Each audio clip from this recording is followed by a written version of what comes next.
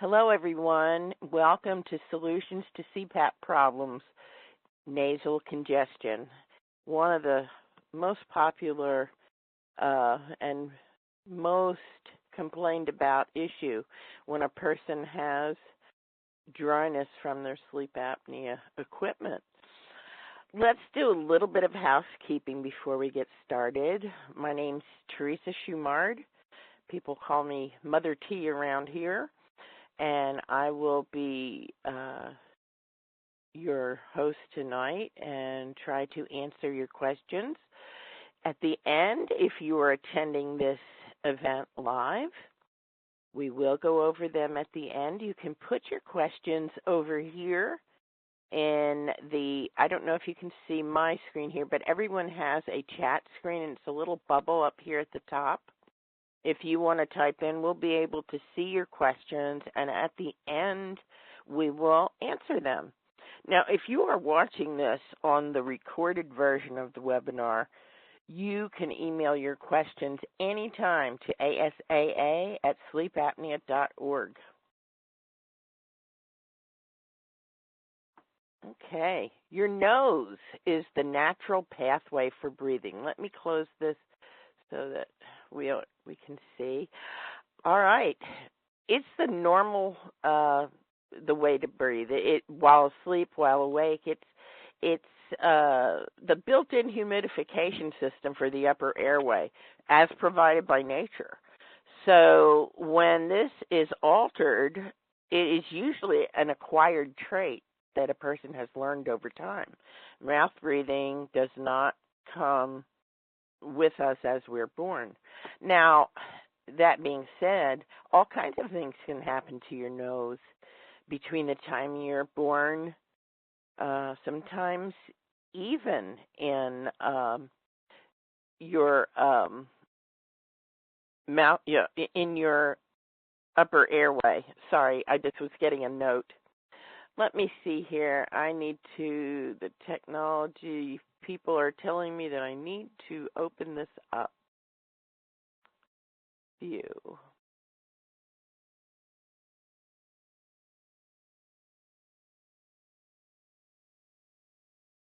Normal.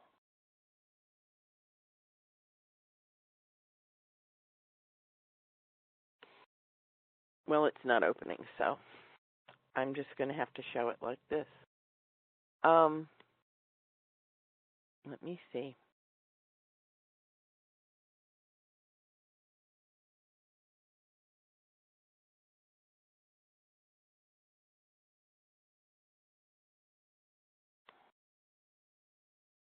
Okay.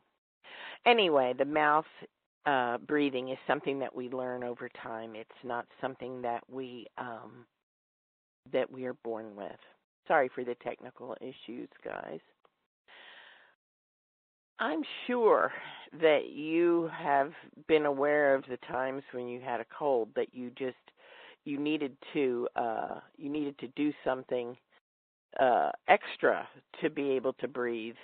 And we're going to talk a little bit about those methods here in just a little bit. But if you think about the CPAP technology, driving air through the nasal passages, drying out that normal environment that we are born with regarding the mucous membranes. Sometimes heated humidification can help this, but you still have that extra flow of air that can dry out the natural moisture of things. So nasal saline sprays or irrigation can help. Sometimes we call that nasal lavage. There's wonderful products out there for the nose that are gluten-free, and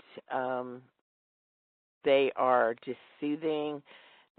You're talking seasonal allergy on top of the abuse that you're giving the nose with the CPAP. So you have to have some kind of gel or something to help if you are prone to drying out like that.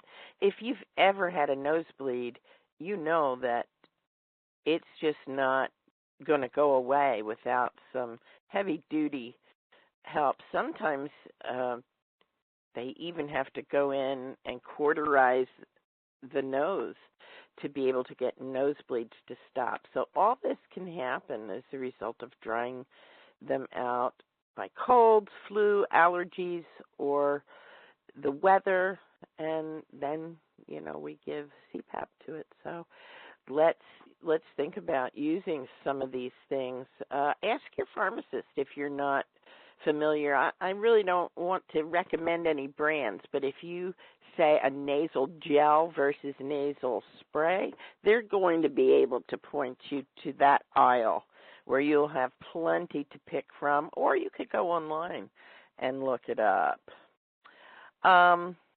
It really does soothe those sore airways. Now, sometimes when you're using a nasal mask, we're gonna have some drawbacks to that. And I'm not picking on the nasal mask specifically, but it kind of ties into what we're talking about here. It's not ideal for mouth breathers unless there's a chin strap being used, and some complain of pressure and irritation and all those issues that we've gone through before when we talked about masks. Actually, that was our last webinar. So if you have these other problems with your nose after we're born, sometimes we'll get a deviated septum where the thin wall between the nasal passages is displaced or to one side. You can have enlarged turbinates, and those are the structures on the wall, on the side wall of the inside of the nose.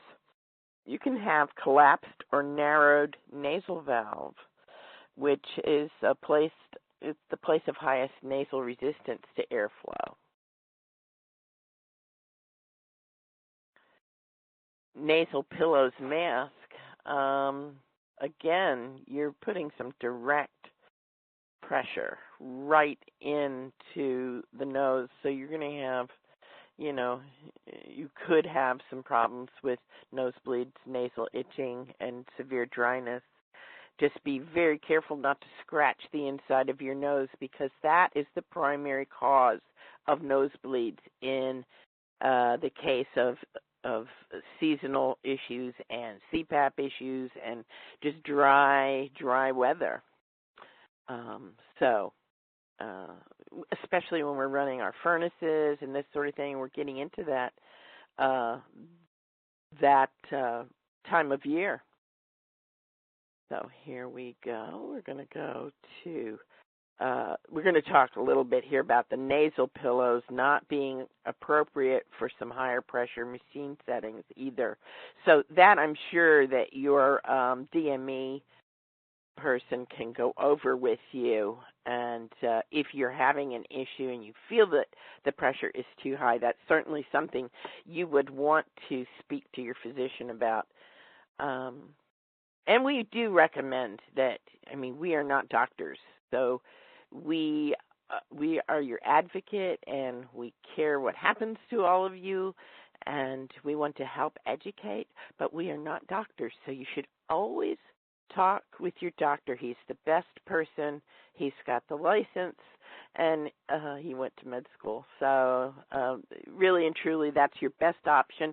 You also have so many people in the network of the peer-to-peer network with sleep apnea patients. If you visit the ASAA's website, you can find out all about the network there.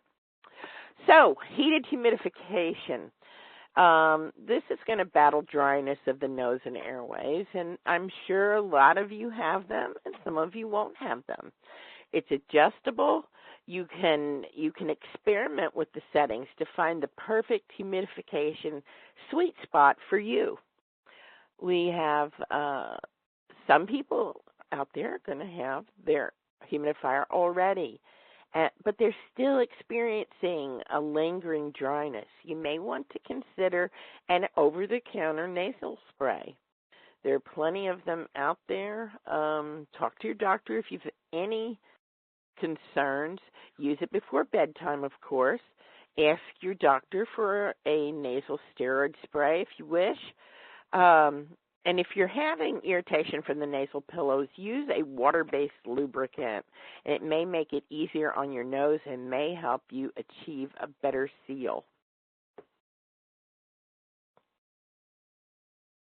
Okay.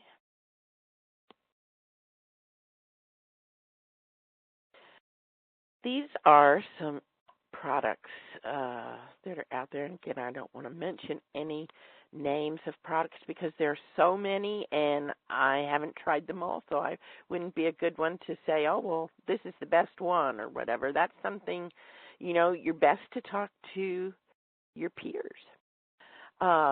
Sometimes during inspiration, the nostrils collapse. And by inspiration, I mean simply that you're inhaling, taking a big, deep breath in and exhaling. Now, at those times, when these collapses happen to the nostrils, you might want to have a little bit of help. Now, if you look on the right side of the slide, they look like little cups, and they fit in the nose. They're nasal dilators, and some people swear by them. Some people would be bothered by it. So it's just a personal issue, but it does dilate if you have nostrils that are what some coined the phrase as flimsy. You also have the nasal dilator strips. Those are popular. You see those on TV all the time. And you even see some sports people wearing those. Now, if you look back at what we used to use on the right side there, what was given to us as children or our grandparents gave to our parents, here on the left side is one of the more modern ways to get some relief to congestion. Who hasn't had, I don't know the age group of people here, but I'm in my early 60s, and I remember my grandmother putting Vicks Vapo Rub right out of the jar onto my clothing. She would put a cloth on my chest at night when I would have a stuffy nose, and I would inhale that vapor all night long, and it really does open you up. But it's kind of a harsh smell to some people. It's just not the new thing to do. And these products that they have are awesome. Some of them, they really are based on old-timey principles and homeopathic type remedies.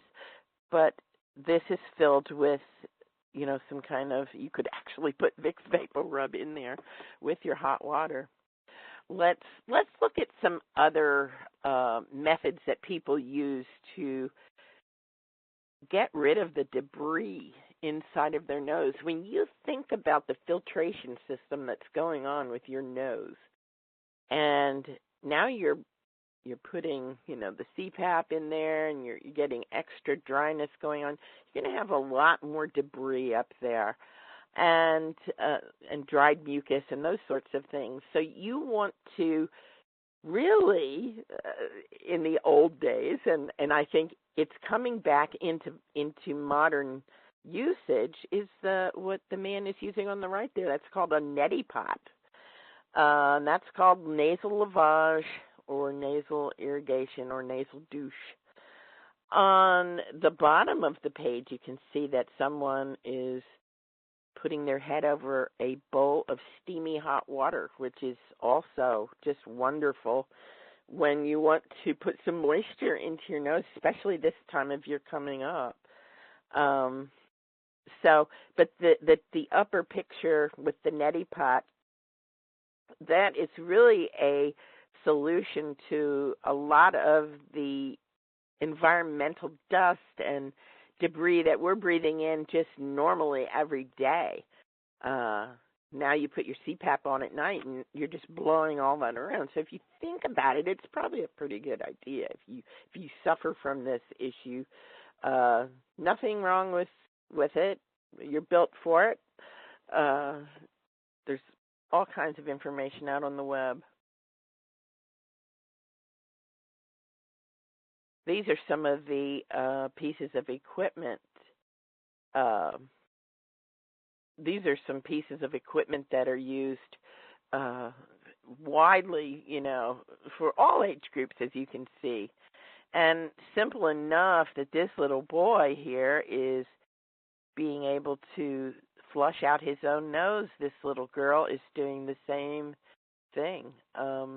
So, I mean, it's not something that is quite as foreign as it used to be. I remember about 10 or so years ago when this was brought up, people were just like, I don't know. But it's more popular and it is natural. So if you have any issues with it, I mean, just look it up. Look, there's the nasal bulb that you see on a lot of nursery tables because that's usually the first thing that moms use to clean out the noses of their babies. And it helps to clear out, especially if your baby, and we're talking, you can have a baby that wears CPAP. You can have a pediatric CPAP, and same issues. You want to clean out maybe some allergens that are going on and some dryness. Let's just go to the next one. I'm sorry that this isn't open. I don't seem to have the button to do it, and I don't know why. But we're not going to dwell on it. Let's talk about, you have tried everything. You've gone the gamut. You've done all the sprays. You've done all the gels, the steam, and you're still having an issue with congestion. You should first try these things because, geez, they're easy enough to go and pick up at the pharmacy. But if you're not having success, don't be afraid to seek out the medical attention of an ear, nose, and throat specialist. They're nearly in every region, and if you don't know where you can find a person that is educated in this, you can certainly contact us. We can get you in touch with the otolaryngologist people. Questions? Have we had any questions? Last time we had a webinar, we opened it up and we had quite a few people talking to one another. So why don't we do that? Adam, can you open it up for everybody and unmute so we can see if anybody has any questions?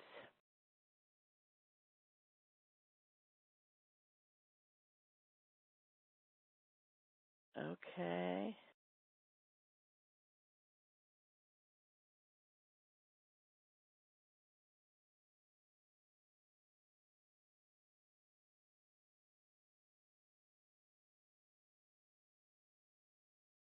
Hello. Adam, are you there? I am here. How you doing? I'm doing fine. We have somebody from 412 area code. Can you hear us? Yes, Well, I can hear you. It's Heather from Pittsburgh. Hi, Heather from Pittsburgh. How are you? I'm doing well. Thanks Great. for hosting me today. Oh, no problem. We're so glad that you could join us. Do you have any questions, or are you a CPAP user? I'm a CPAP user, and I also recently had, I was diagnosed with vocal cord dysfunction, and it's a vocal cord dysfunction, and I saw a speech therapist, and she helped me understand the importance of drinking lots of water, too. Yeah, I'm trying to add that in as well.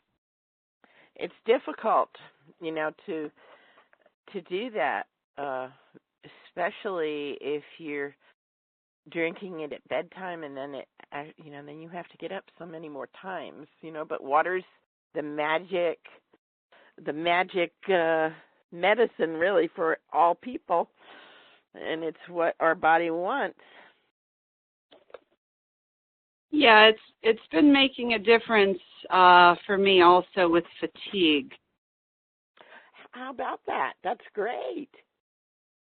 They say that people that are really into drinking water have the clearest skin, and that it just gets rid of all the impurities in the skin and really the whole body.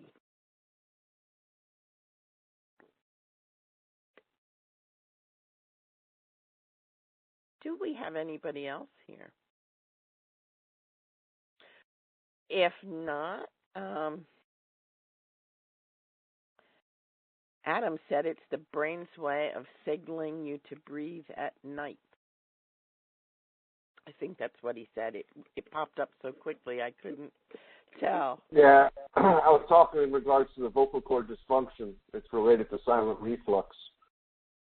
So there's a lot of people walking around. My wife was a perfect example who she was losing her throat and her voice a lot, and she didn't know why it was happening. And then her ENT told her it was happening at night.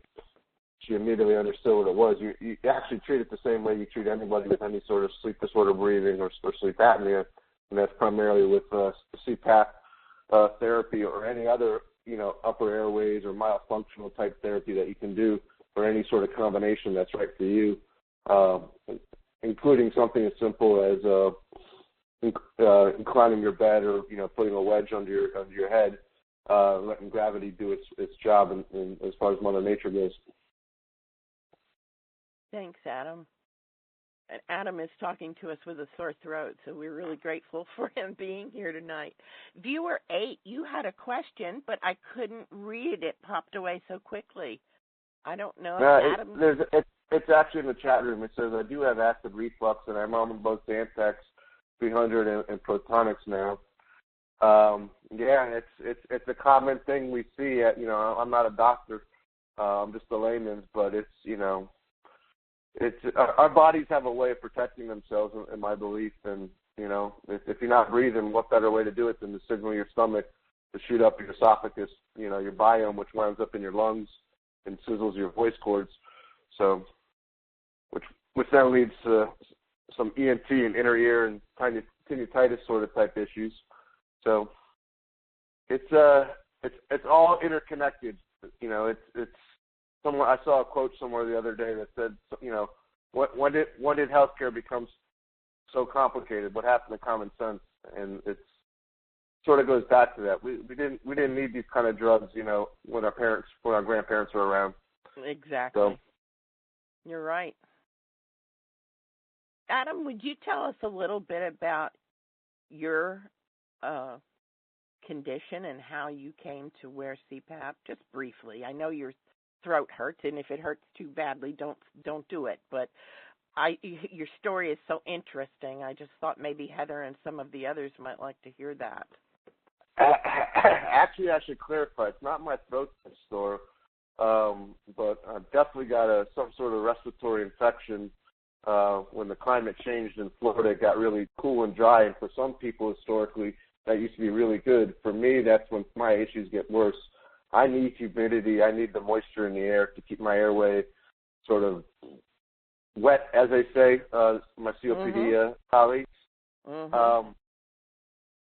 So in that regard, it's more that when I'm talking, I'm really talking with the top of my chest, and I'm not using my diaphragm to talk and breathing from it, because for about 35 years of my life, I didn't know how to use it because I was having interrupted fragmented sleep during my sleep since I was probably at least a toddler. Wow. Wow. Well, everybody, if there are no more questions, I think we can close this up, and we thank you for being here. We will be posting on the ASAA website the